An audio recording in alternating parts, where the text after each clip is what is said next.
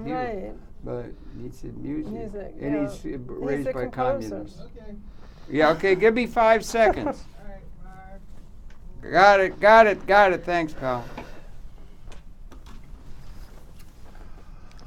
Welcome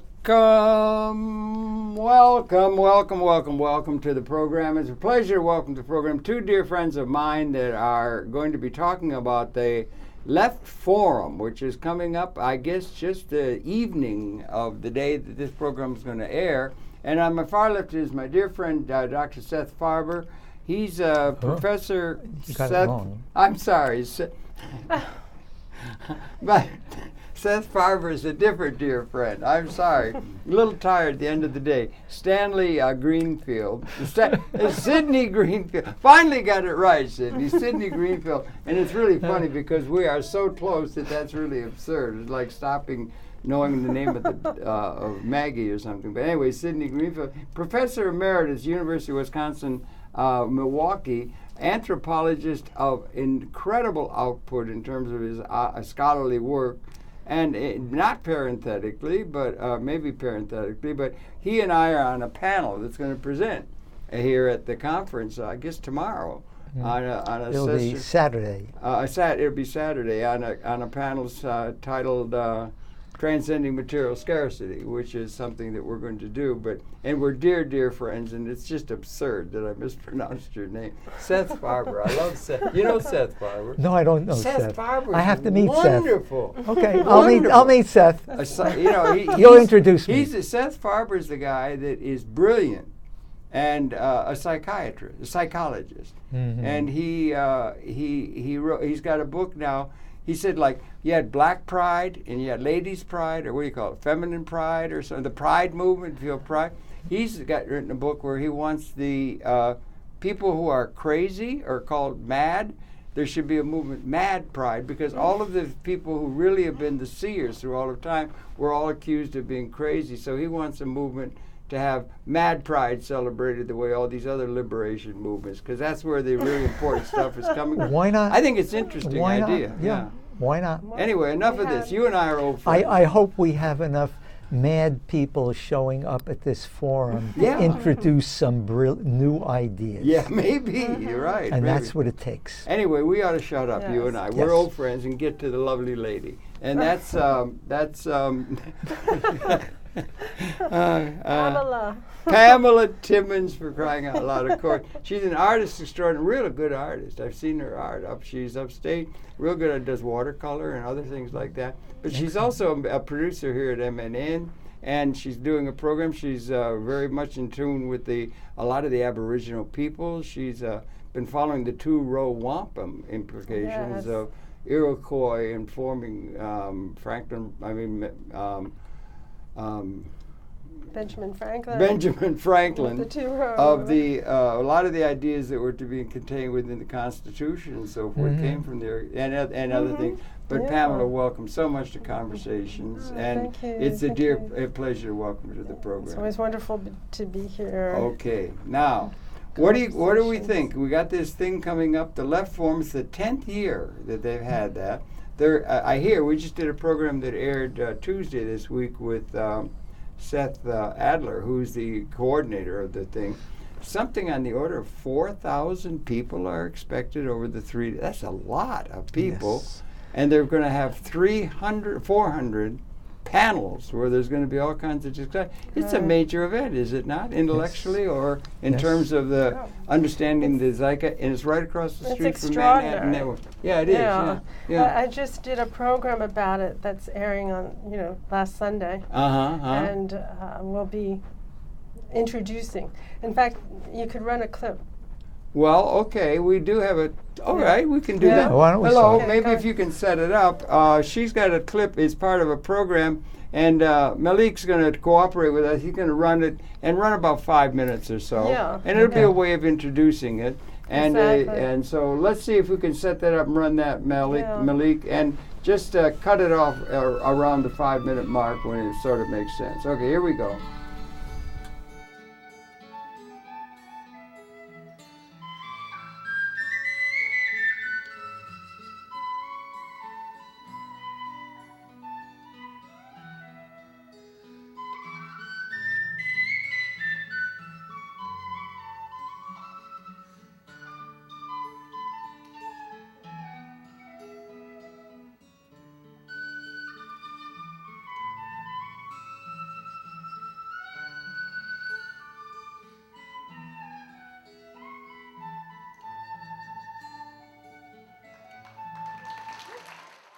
couldn't go there and was getting deeper into debt and exhausted. That you better control the political system, otherwise the people who are falling behind will try to use the political system to cope with their situation. So why are we surprised if in this system that makes 1% so wealthy, they should use a portion of their wealth to make sure that politics keeps them where they are? Of course they would, of course they did, and we live with the consequences. Last part. This is the second major economic crisis of Western capitalism in 75 years. Poverty Manifesto having to do with the eradication of poverty. Abolitionist voices. Poverty across the board, no matter what color, what culture, what civilization, what sexual orientation. Beginning with moral and spiritual, and make it a moral and spiritual issue that leads us to engage in our critique of oligarchy. And I do, in fact, consider myself a revolutionary Christian. Christian is the noun, not the adjective.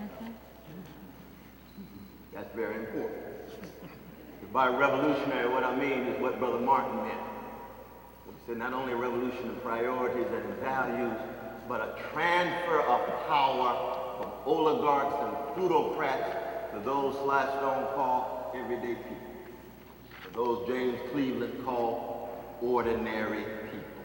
It is going to take a non-violent, democratic, protracted revolution for that. And we need to talk about the language of revolution connected to love and justice, not connected to revenge and bigotry. That there is a conception of revolution that is necessary and indispensable, but is not tied to trashing people and hating people. I love oligarchs, I hate oligarchy.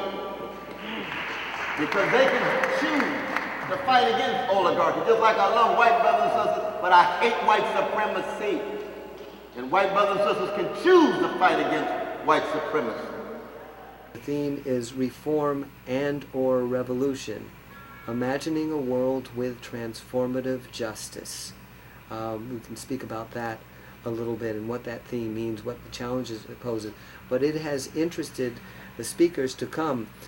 Jumping to Friday night, in the evening programs, we have Cornel West, Stanley Aronowitz, Immortal Technique, Marina Citrin, and Amy Goodman. That's a sort of a kickoff. That as we bring our voices together, there's tremendous tension, tremendous friction. Of course, there's going to be white supremacy and male supremacy and homophobia and class arrogance, even within the movement, even as we fight against it. Why? Because we've been shaped by these. And we all can help each other wrestle with these contradictions, shot through each and every one of us. But the fact that for the first time since the 1930s, we've got a generation of young people who just told a few researchers that there's a negative association with capitalism.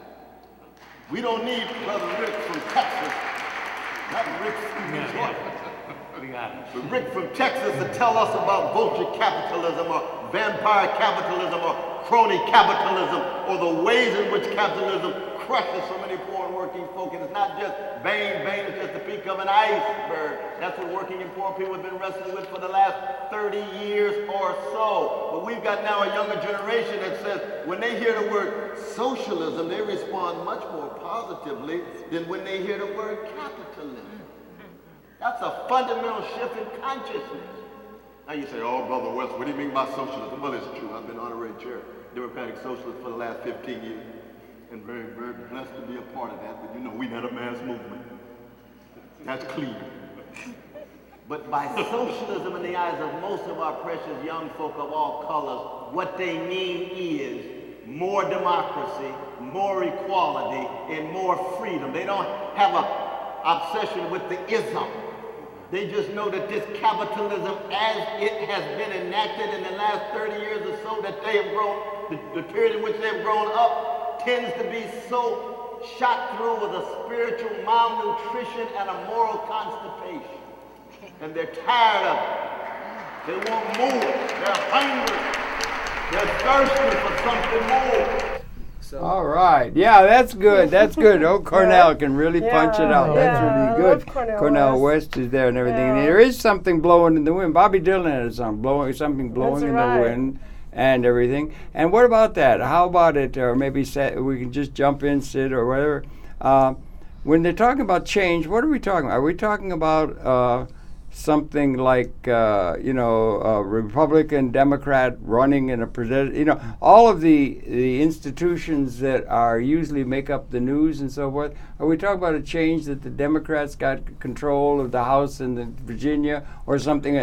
Or are we talking about a real change? And let me just interject. I did a program once with Isaac Asimov, the great writer of all that, wonderful guy, and he said, and he was speaking in this context. He was speaking that we're 200,000 years, our species evolved out of Homo erectus, 10,000 generations, and he was saying, he wrote all the laws of robotics that are coming along with the information technology, creating a productive system that doesn't need labor, one could see. But he said, this is the defining generation, not in political terms, evolutionary terms. That we're coming to the end, in a sense he was saying, we're coming to the end, or the stages of like coming into the end of a quickening in a pregnancy or something like that, to where it's not just an evolutionary change politically that we're all arguing about around the reified institutions, but that we're beginning the phases of coming into a whole new species-wide relationship to the cosmos, and that's something that can never be voiced or said because it seems ipso facto absurd. But do you understand? What does it mean when we talk change? May I? By all means, let me please just do. I'll jump shut in up. on that and say, I have somewhat a bit of reservation about what Dick Wolf and Cornell West just said, because I don't know whether significant change in the direction we're talking about can come about through the political system we have institutionalized. And if we're going to limit ourselves, you raised the question, can it be done through political parties, what have you? This is not what we're talking about. What we're talking about is new ideas. We need desperately new kinds of economic arrangements for the distribution of what is available other than the institutions we have. And the question becomes, how can we begin to think about what alternatives are possible? And then, to me, the equally significant question of how could you go about making the transformation? That is, how do you go about changing institutions that today dominate the world and have behind them the wonderful technology of destruction that we have created, so that police and armies control any kind of dissident behavior? And how do we begin to think about this? When I think about this forum coming up, one of my concerns is to what degree the way we organize ourselves, that we have our own celebrities, the Dick Wolfs, the Cornell Wests, and so on and so forth, that people are attracted to come here.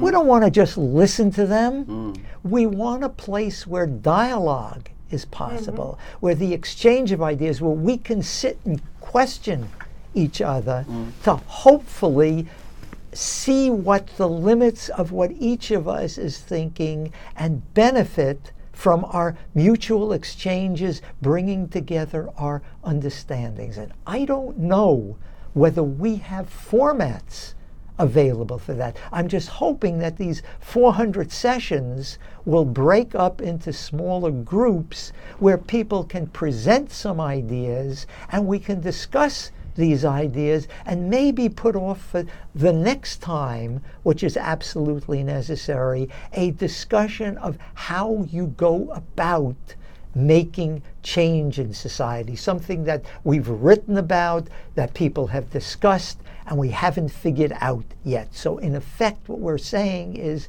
what we have learned is very limited. We could use it, we can build on it, but we have to start thinking of new things. Maybe we're talking about those we think of as the crazies or the marginal who have some ideas on this, but we have to start listening to everybody. Well, everybody, and in a new vein, perhaps. And something that is available to us that has not been available throughout 200,000 years of our sojourn on the planet is what I'm getting at. It's not just another era, Rome, and then 1,000 years of dynastic. It's always been the law, it seems to me, it's always been the way political legitimacy is established, and the way it has been, it's called being realistic or realpolitik. Essentially what it was, you establish political legitimacy for a system by having a bigger club that you can go hit somebody else on the head, conquer them, co-opt them with PR and that sort of thing. And that's the way, it's always been a few people in charge of everything, whether it was Nebuchadnezzar or Rome or the kings of England or now the bankers or whoever do. But so if I may, that's part of a whole historical pattern. And what has changed in this order to where Mr. Eisenberg says the defining generation, punctuated equilibrium, coming to the end, and the evolution is a thing where you have containing systems evolutionarily. A few million years, we came up the hominoid line, all that, but we're coming to the end of an era that began with our emergence as a species. We may be coming into a new relationship in the universe if we get the capability to allow a way that could maximize the potentiality of everybody within an ecologically sustainable condition that has never been available to us ever in history until just yesterday. That's what I'm trying to get at. And where is it being voiced anywhere other than it's ipso facto asserted. Everybody knows there's not nearly enough for one to win, another has to lose, zero sum. All of that is held for all this time. So what's changed? But Harold, that is built into the assumptions of our own culture. The thing we will be discussing at our session on scarcity. Transcending. On scarcity itself, though, because our notions of scarcity assume a limited amount where we pit individuals to compete for what is available. That's the ontologic context we have devolved in. All of our institutions were evolved Now, permit me for a moment. Sorry, okay. And the question becomes, how do you move beyond it, looking for something? It may be under the club that systems are maintained, but we're looking for one that will create some kind of justice with the greatest good for the greatest number. Something we have moved away from in terms of our value system. Why does it maybe have a chance of becoming a real in the real world and maybe then relating? Why now? Why not the year 1000? Why not the year 1600? We've just seen that because we've had two major crashes of a system that has dominated the world in the last 75 years. Maybe enough people will wake up long enough to listen to someone who said, maybe there's an alternative possibility. Let's talk about it. Let's think about how we may bring it about. This is the process that is necessary to achieve the ontological transformation you're talking about. It's not going to happen until enough people begin thinking and talking about alternatives and can begin to get concerted action about something that goes beyond the confines of the system we live by. We want to let Pamela talk, but again, I say our panel that we're going to be talking, and if anybody wants to come out, we can say it's at noon at the place right across the street here on 59th Street. Come to the John Jay College. Come. It's called Transcending Material Scarcity. If you bring that up anywhere, bring it up to an economist, bring it up to anyone, it is ipso facto absurd. Yeah. The world's starving. We haven't got, what you're talking about is a capability. It's like latent heat in climatology. It's a capability that has evolved through the technological extensions of our consciousness that makes this time, again, to underscore it, the defining moment. Not just another sweep of history, another little sweep. It's the defining moment, and we have to go to things like evolution, and you have to go to things like, you have to go out to the end, the beginning of the universe. This is a time intellectually, and the intellectuals have all been divided up and conquered by specialization. They can't think systems. There's practically no systems thinking. It's the intellectuals that are falling down on the job, and there's enough blame for all. Don't blame the rich guys. I mean, the leftists all cling to labor theory of value when we know we got to get some ownership as a way of forming capital to get demand distributed by something other than work, but they're all caught up in that. Anyway, so it's a thing that goes across the board. It's like punctuated equilibrium. The context by which a species gets to be where it gets through at the end, let's say Homo erectus, you get down a certain way, you could study the way it worked, that it got through. 99.99% of all species that ever exist have gone extinct. You get through the eye of the needle to get to a new way of being requires some sort of a new way of thinking, and it's just emerging. It's not something that we can conjure. It's something we can discover, and it's got to be found in nature's patterns. It's an intellectual thing, and the intellectual exercise is falling down on the job. That's right. Okay, we'll talk a little bit. Well, I follow both of what you have to say, and I agree. What I can add to it is my interest in consciousness. And I really feel that it's our developing our minds with consciousness.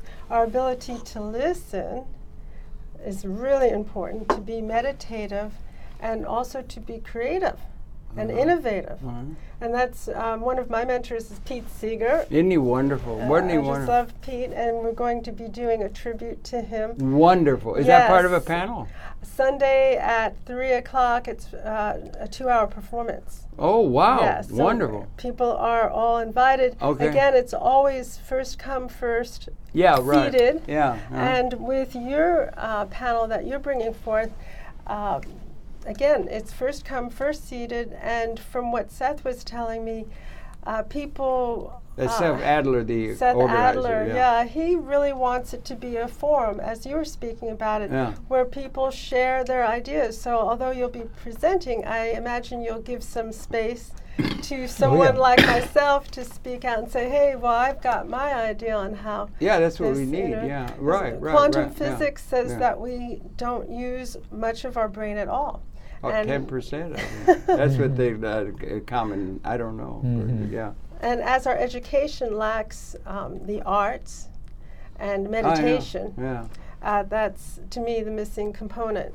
The arts are an international language. They do not need to be translated. And they're given very short shrift. All of the what Lewis Kelso, somebody we were both today, calls the goods of civilization, things that are really creative and matter, are given just short shrift. A few crumbs might go to them. And that's not a very good sense. And what we ought to do is be free to be concerned with the goods of civilization, including comfortably leisured way of being able to relate to our fellow human beings where everybody is maximizing their own potential cooperatively. And we don't have that in place. Except when the arts are translated into commodities and pumped into the market, and it gets us thinking beyond the arts themselves as to what we value in educating our children. And this gets back to the question of education and the values and beliefs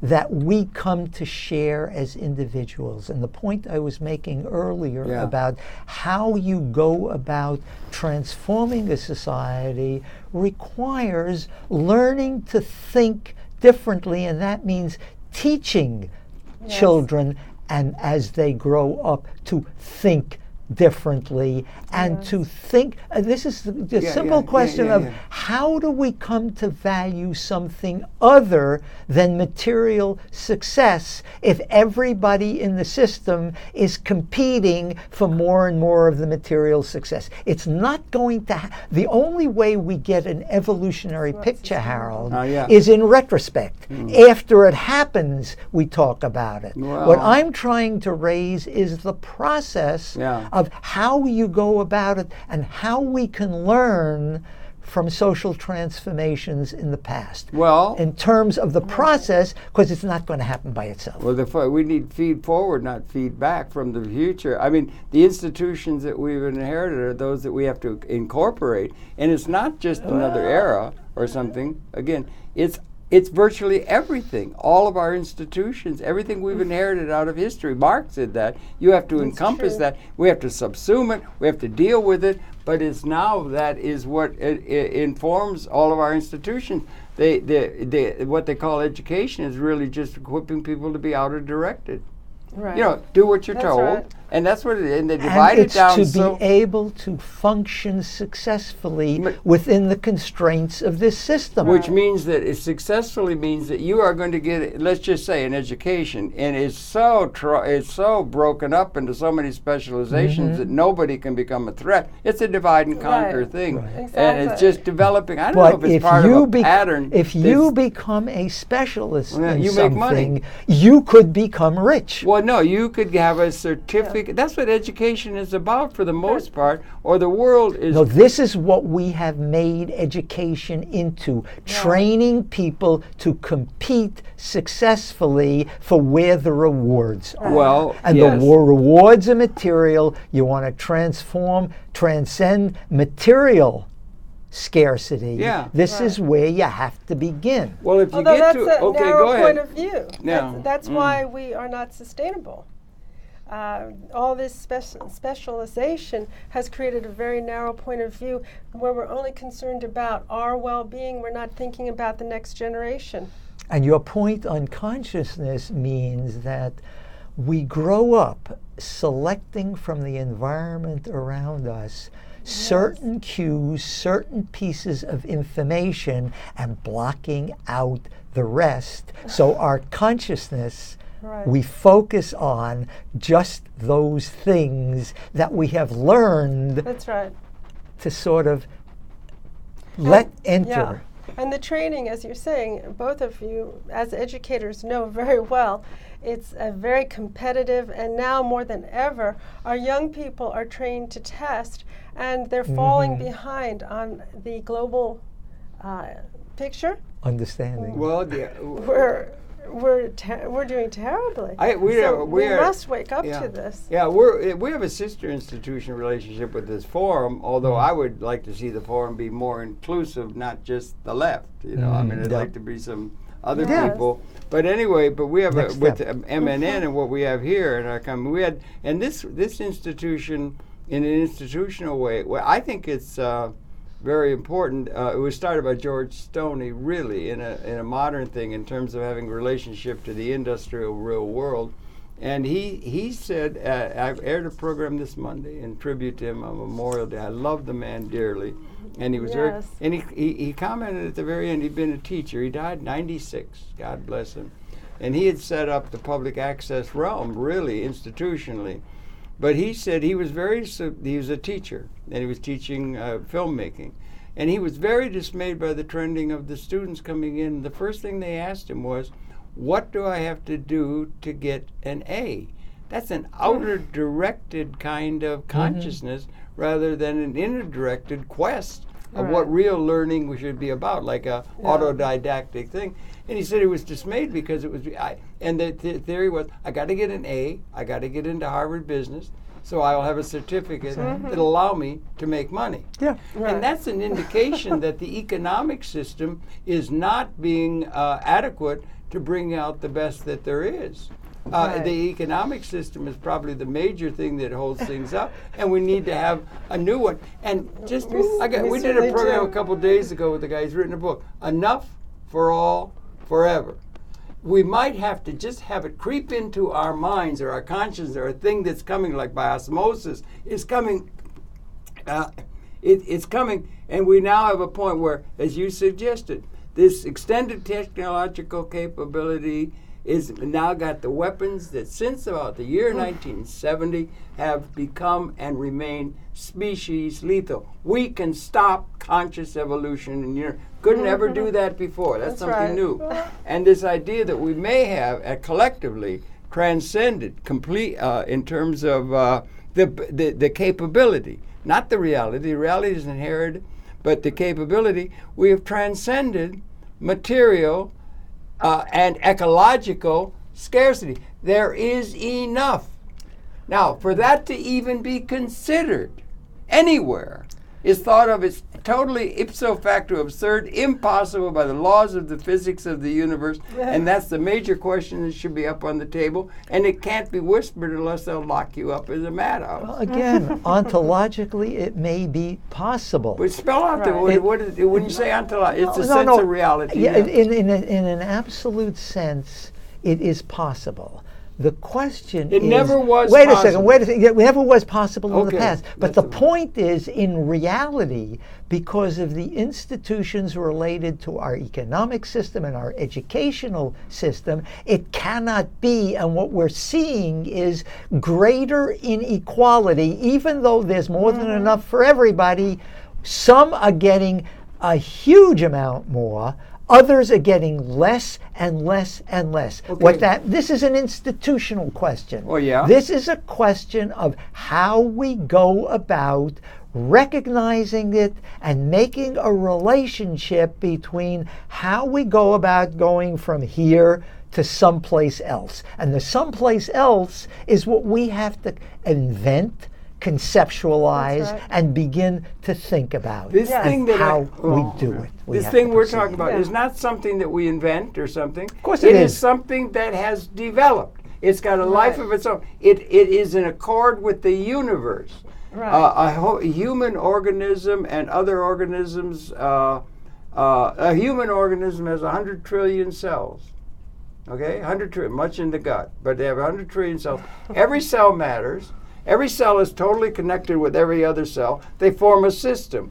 We form a system. I like the idea of love lock. We get to a thing where we are an overall evolving system in the universe, and it's time to us to leave what we've been for 200,000 years because we're coming into a new relationship, synergistically resonating, uncertainty principled in order, but it's synergetic. If we make it, we can't know what that is until we make it. Harold, I don't want to And be you critical. can't. Okay, I don't want to be critical. No. I'm just trying to get the. You're using an evolutionary imagery and metaphorically talking about the biological evolution of organisms like it was the evolution of society and culture. Well, and we realized a century ago that is hopeless and is wrong.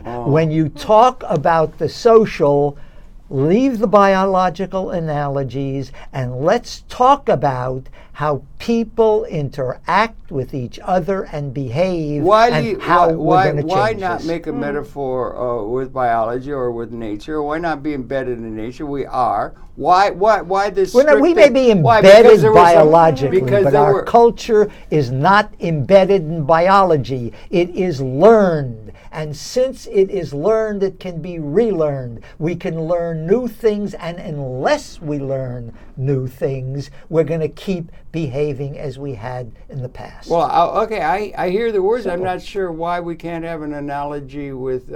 I think we could go to even thermodynamics. Is there any? What is it all about? Poetry, No, not poetry. No, that's like you want to put me back on Seth Farber's couch and say I'm crazy for saying it, or it's crazy. What I said is crazy. You can't say it. You can't even say it because there's all kinds of argumentation about how you can't say anything. You said it. You can't do it. That's what I'm trying to get across. Until you can put something up on the.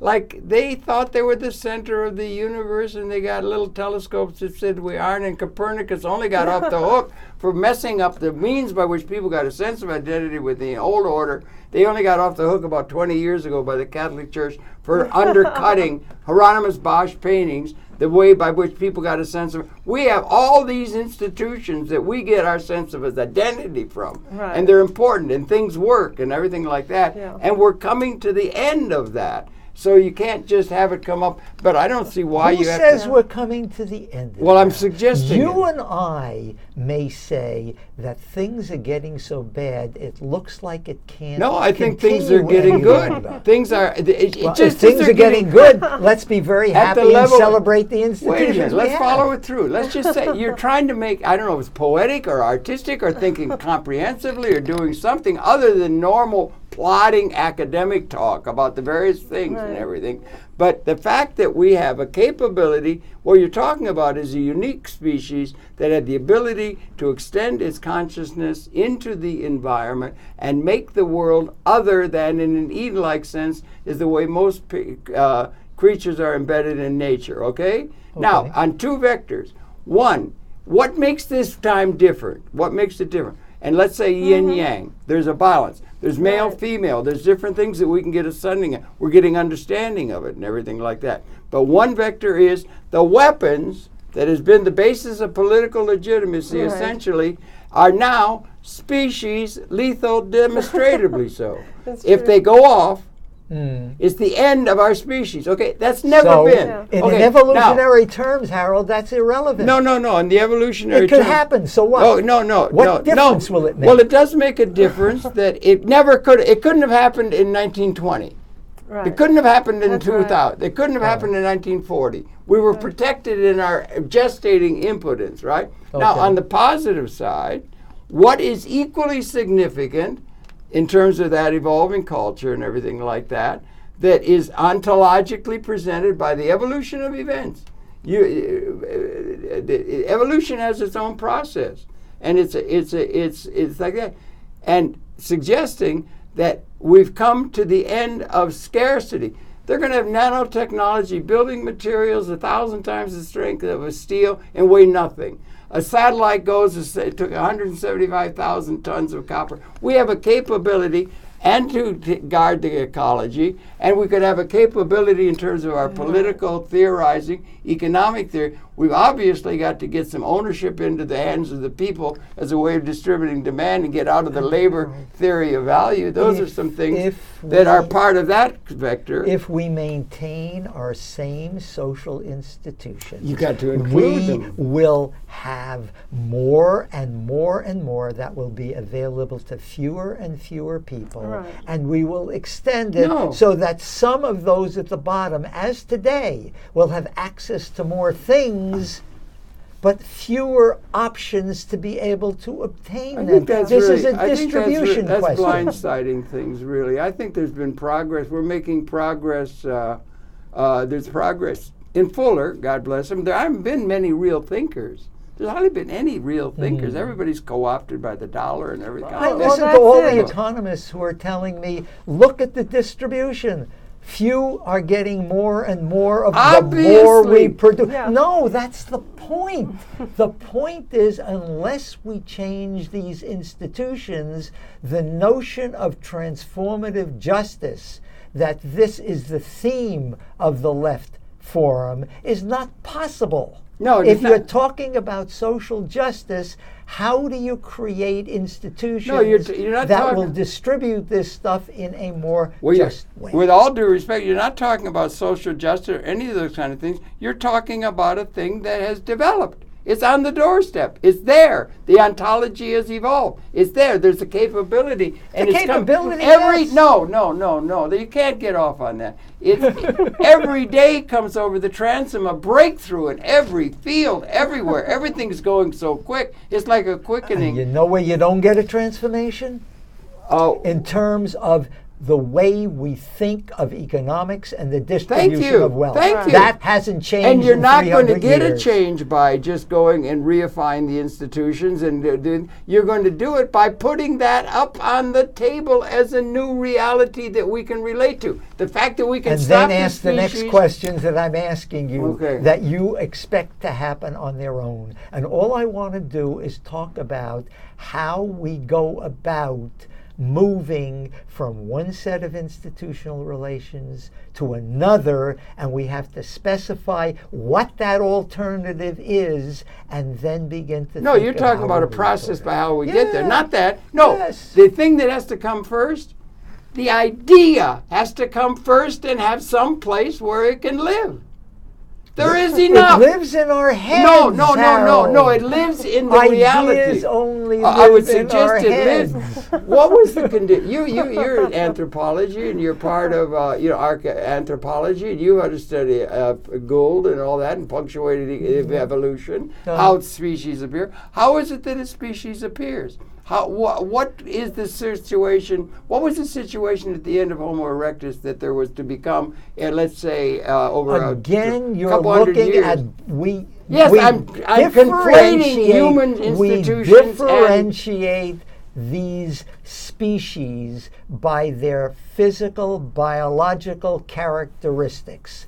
What happened with the emergence of Homo sapiens is we developed the ability to create culture, to create symbolic universes. It's not too simple. What happened at the end? What happened at the end of Homo? Apparently, I thought it was Homo habilis that we came from for a long time. It wasn't. They found that guy in Georgia 1.8 million years ago. His Homo erectus was our immediate ancestor. Biological classification. We know nothing about the ability of these peoples to think and create, other than with the beginning of the domestication of fire and tools, we think that they were able to conceptualize ideas that then were developed in greater and greater detail. But once you're there, we are now talking about culture. Well, spoken like an anthropologist, spoken like a good anthropologist. Well, let's go back to the indigenous peoples, though.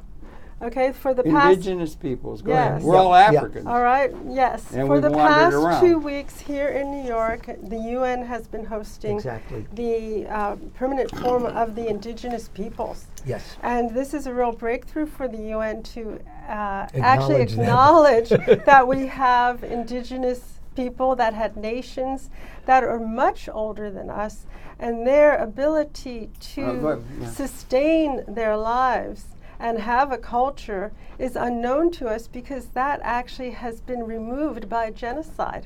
And we don't like to speak about that because it's such a very painful... The history of the world, by and large. It is. The powerful rule, The thing is we still do have indigenous people that are quite aware of how to sustain their lives if we would stop interfering with their lives and, which creating goes genocide. Back to our expansion and we're doing of it to ourselves. private property and markets that have thrown them off their traditional environments and forced them into our world where we pay no attention to them. That's right. Well, if they're... That's the history but of that's the world. changing. People conquer other people because they got advantage.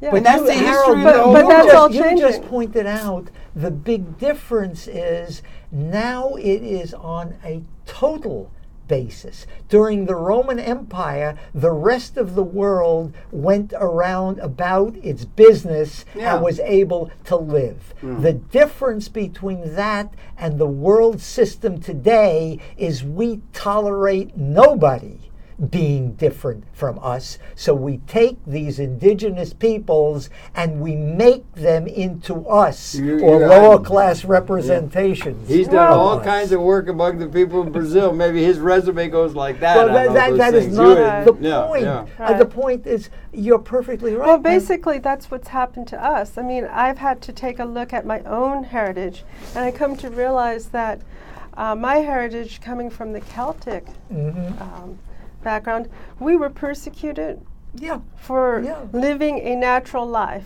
and now we are the persecutors. And right now, I feel that we're stuck. I feel that our UN is stuck.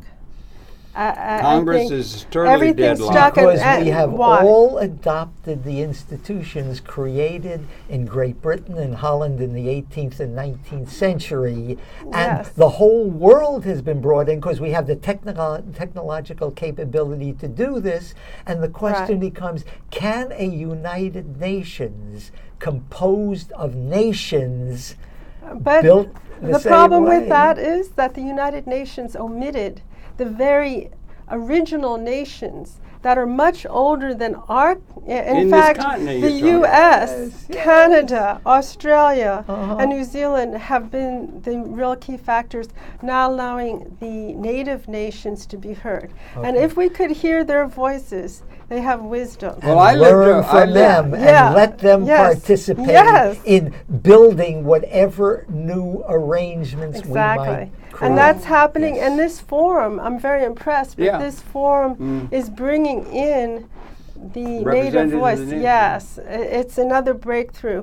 I mean, Tiokasin Ghost Horse, Yeah. who's really broken into the radio waves of Pacifica Radio for the last 12 years. Oh, Pacific is in trouble, I'm afraid. Go ahead. Yeah. Well, I mean, That's no, part of that's the serious. everything's And the Breck changing. Forum they closed. Did you see that? I That know. was a sad I mean, business. the thing is everything is changing, and we have to accept it. If we continue to deny the problem, that basically what we've done is we've all inherited genocide. And we don't like to talk about it. In fact, it's illegal to even say the word in some countries, okay? And what are we doing right now? We're creating a genocide of our own people. Yeah, are you talking So about if the we don't Aboriginal wake people? up, yes, the Aboriginal Aboriginal, peoples- Pamela, but we're may- doing a genocide of may our I own add, He's people. if been it's about not the Aboriginal- biological, it's cultural. Yeah, and we have to wake up to that. And the point is, if we are concerned, that's where we have to start looking. I mean, again, I'm coming in as an anthropologist Yeah, and well, saying, you you know, are we an were the guys who anthropologist. studied them when they were still on the plains and in the forests, I learning know, about thank it. goodness. And then the notion of scarcity was dumped on No. us, and markets were dumped No. on Right. us, No, and no, we said that is no, irrelevant. No, in terms Yes. of a future orientation and evolution, there was never a period. It was always scarce in terms of where we are heading. Always the world was scarce. Eating carrion. It isn't some beautiful, beautiful thing that nature had. They were living on carrion. They had a couple hundred people carried the whole damn species. It's not some beautiful, wonderful thing, the historical pattern. It's, and James Joyce had Daedalus say history is a nightmare.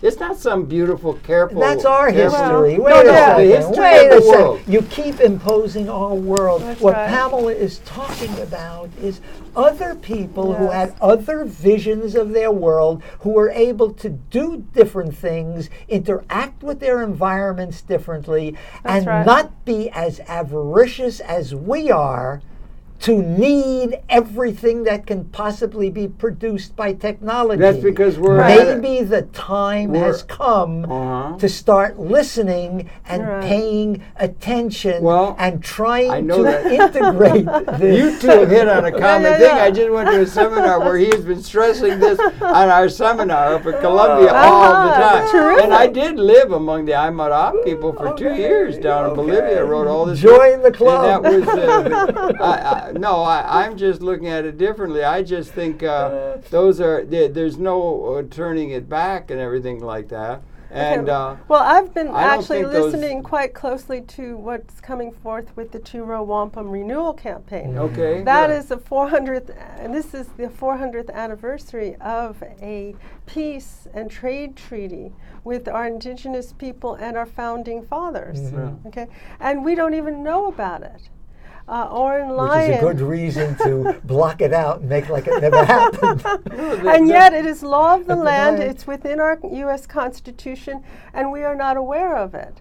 So we need to really dig down deep and open up our ability to comprehend that there were cultures that were sustainable and had wisdom way before our technical culture. And the technology is amazing. I love it. I mean, I love it to work with, you know, media and communicate and self-expression and all that. Yeah. But if we do not have content, as we were talking about before, if we do not really have a message that's coming from a wisdom, it is just all nonsense, and it's another form of addiction. I am seeing people all around New York City, and it's like they're strung out on these little screens. It's just absurd. Yeah. And we're not talking to each other. We're not listening to each other. I had my DNA done, you know, and they took a little thing and sent it in, and it came back, and it's scientific.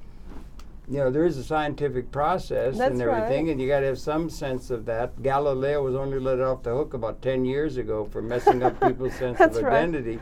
But there is, and it traces, and what it claims, you would know better, to me, as an individual on the Y chromosome with males, it's mitochondria for the females, they can trace on your genome, linking you as an individual to an individual that existed in the past. Yeah, and they can do it remarkable. with where the individual was on the planet. Spencer Wells is doing it there. And I had it there at 5 markers. They call them markers. And they had a marker. The oldest thing, it was relating me to an individual Homo sapien male who existed 80,000 years ago. And it's scientific. It's not just some creation stuff. We got all these creations. Even though there are genetic, you know, there's a genetic flow, how you think and believe and behave is very different from what those biologically related to you in the past thought and behaved. And this is learning, and this is what we have to come back to and begin to learn about things other than our limited world. And even our philosophy, even the things you're talking about, are limited to us. Think of the kind of science we might have created had we thought in terms of Aboriginal, certain groups, whoever they are, and they were so diverse amongst themselves that we can only get a handle on this by lumping them in something like non-Western people or something like that. We cannot think of them as individual, and each and every one of them had ways to survive and ways to live we can learn something. We don't have to accept everything, but we can learn, and we can get this into the discussion, and I kind of hope for a place in the left forum where this can be introduced, and we can all sit and learn. Yeah, and you're also, sustainability is really a hot word now and everything, you know, because the ecology and all of that, you know. All that kind as you're saying, we're destroying the bloody planet. No, I don't feel the way you do about it. I think the hope is technology. I think the hope is technology. We got to move more and more, and it's coming relentlessly. But we got to do something different with it. Well, we've got to realize the implications of what the new reality is emerging. I go back again. I don't know. What was it at the end? There was 3 million years, I think, Homo erectus, okay? That was a predecessor species to Homo sapien. What was the context by which, that's the system and order. We've got 200,000 years, okay? And what are the conditions that are in that order? That is the thing that is being superseded by evolution. The Homo erectus. We were emerged. What were the conditions within the Homo erectus that made it possible for this group to get through the eye of the needle and make it evolutionarily against the second law of thermodynamics? What made that possible? What is it that within this outdated historical context, we've been here like Homo erectus was here for a couple million years, and then there's something happened, and then we got through. So we have to get through the eye of the needle. Are we going to become a different species? Yes, Is that what you're yes, suggesting? we're transcending Homo sapien existence in universe. Now, what kind of creature are we going to think We don't of know. There's creating? Heisenberg's uncertainty principle. There's synergy. It's the behavior. We have to get a liberated order within the ecological context. Everybody realizing their own full potential rather than being addicted to things that had them as oppressed. Everybody's been oppressed by and large by the outdated institutions, the primitiveness of the system under which Homo culture evolved. And we have yes, exactly. I like you said wait that. A second. Yes, we're coming evolution to takes place in terms of trial and error experiments. So then we can just forget about this and let the trial and error occur. Well, if you want to, I think it's worthwhile the thinking. difference is, as cultural beings, we frame the questions that we're framing and say, can we be a part of a change in behavior without transforming ourselves biophysiologically? Well, can we create a new set of institutions, which is where I started, and what we're talking That's fair enough. about. But I'm just saying, that what are the means by which a species is transformed? The new appears. It's all new. It's 13.2 billion years, this universe. Everything is evolving. The new emerges.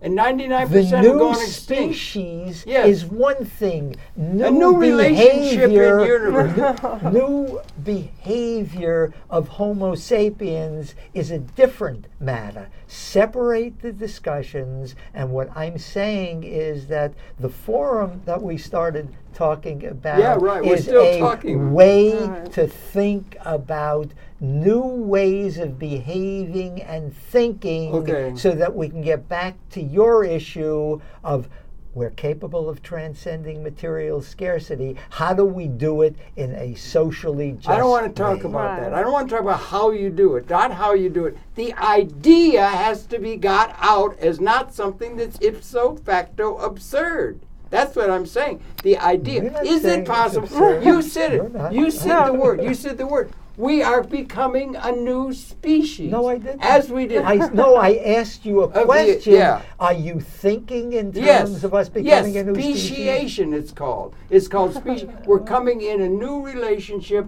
against the second law of thermodynamics, perhaps. We are going to become in a liberated order.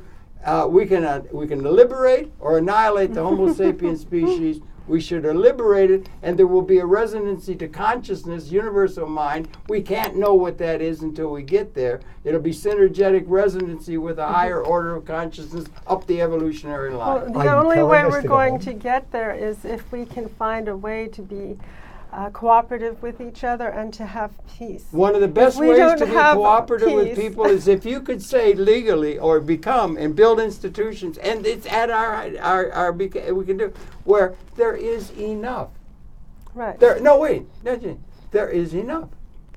There is enough for everyone to be able to be comfortably. Enough by our way of thinking. Well, then you have to change your way of thinking. That ontologic reality is on the table. That's what we're talking about. No, it's not on the table. It should be on the table as something to consider rather than deride, because we're all caught up with outdated institutions that say it's ipso facto absurd. That's all.